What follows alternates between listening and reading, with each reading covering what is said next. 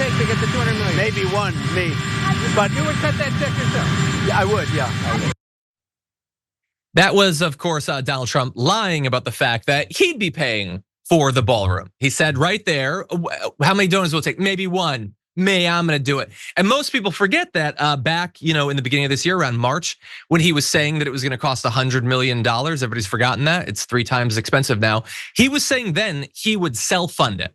It would just be himself. And if you believe that, I mean, really, like, you gotta wake up, maybe, I don't know, a little bit of coffee, something, try to catch up to the state of our country. It was never gonna be that. It was going to be either the taxpayer pays for it, which is its own problem, or I would argue the far worse problem that unfortunately most people don't see as big of a problem is he gets donors to pay for it and effectively produces a 300 to, I'm gonna guess in the end, $1 billion bucket of bribes. Unlimited amount of money that any individual or corporation can give to Donald Trump for something he cares about more than he cares about anything else in the world. It's endless corruption. But it turns out that it actually can be worse than that, because at least previously, we knew who some of the donors were. We knew that the Lutnicks had given money. We knew that the Winklevi had donated. Now, though, we find out that we will, they say, and have so far released names of donors and companies who wish to be named publicly. Donors also have the option to remain anonymous, and we will honor that if that's what they choose. And the White House would not commit to publicly releasing the amount of money each donor gives to the project, with the aide saying similarly that the administration, quote, will honor the wishes of the donors of what they want publicly shared. We're gonna return to the use of the word anonymous there because I take issue with that. But first, when asked if the administration would accept foreign donations for the ballroom, the aide answered flatly, no. We are not accepting or even entertaining any contributions from foreign sources. Okay, so some of you will breathe a small sigh of relief. Okay, fine. I guess wealthy individuals, corporations here in America can fund it, but at least foreign individuals, corporations, governments can't. Except the follow-up question to that, since they're not gonna reveal all of them, how would we know? Like if MBS decided to give $100 million, how would you know that he was doing that or not? Also, they say there, let's say they don't even hide it. He's saying we're not gonna do it. They also said it was gonna cost $100 million. They also said they're not gonna tear down the East Wing. They are perfectly comfortable waiting until the absolute last second to spring the lie on us. But first though, the bigger issue, this was a reveal of, like, I think a good thought from a former CIA attorney on Blue Sky pointed this out. Stop calling them anonymous donations. The donors are fully known to the government. The Trump administration is just letting the donors hide their identity from the American people. An anonymous donation, nobody knows who it gave. You might donate to someone's GoFundMe anonymously, and they don't know it. This is not anonymous, it's secret. Trump knows who gave the money.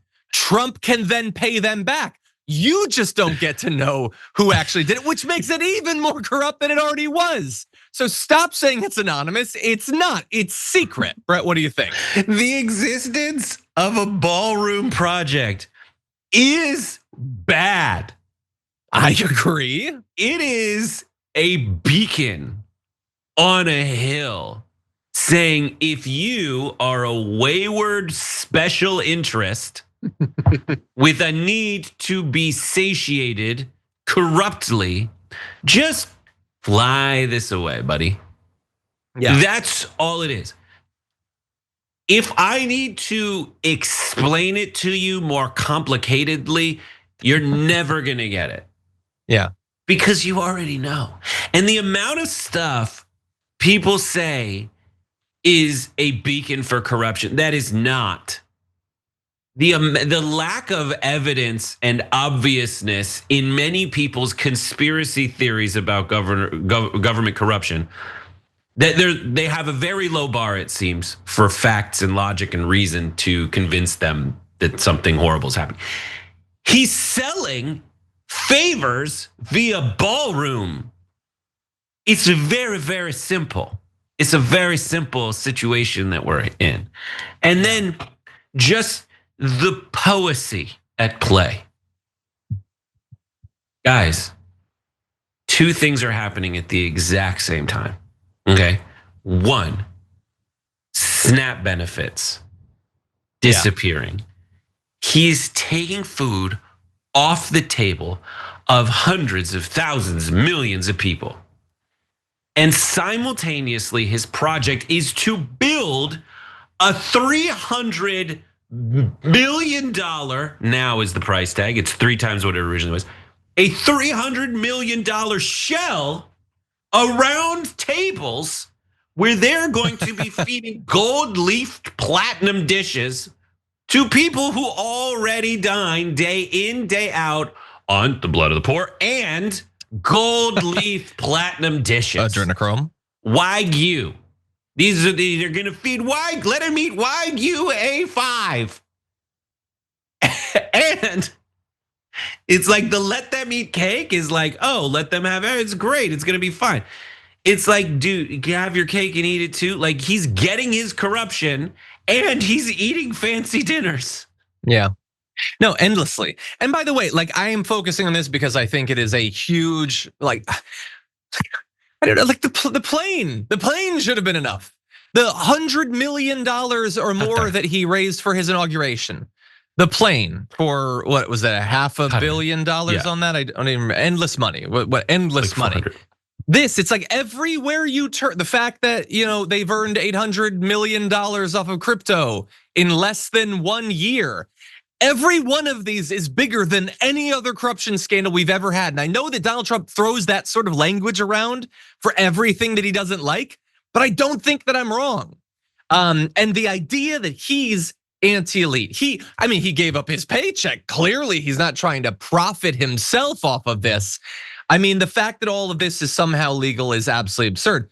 But at the end of the day, I mean, I guess this is better than just him putting like a digital trading card of himself on World Liberty Financial and saying, I want $1 billion for it. And somebody from the Emirates buys it, which is totally legal. You could just do that. We found out in the last year or two, you could charge an arbitrary amount for a non-physical good that costs you nothing to manufacture.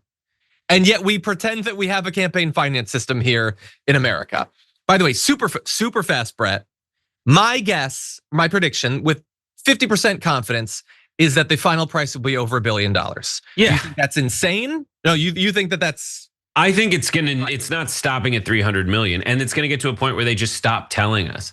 They stop telling, and we will never know. And we stop talking about it. That's gonna be the saddest part. I'm gonna stop talking about it in 2 weeks, probably. And that will be me holding out longer than anyone else in media.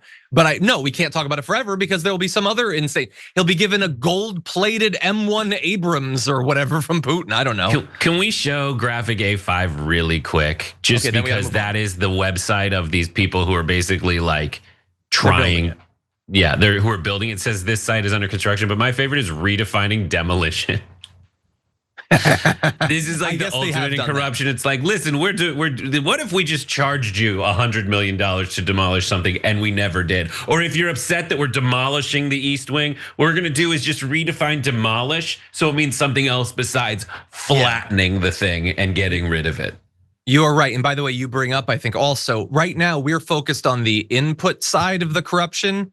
If you don't think that this money is going to be given to people he knows, friends, all that, this is, the output side is just as corrupt, or that it'll just be kept. He will literally just keep hundreds of millions of dollars off of this.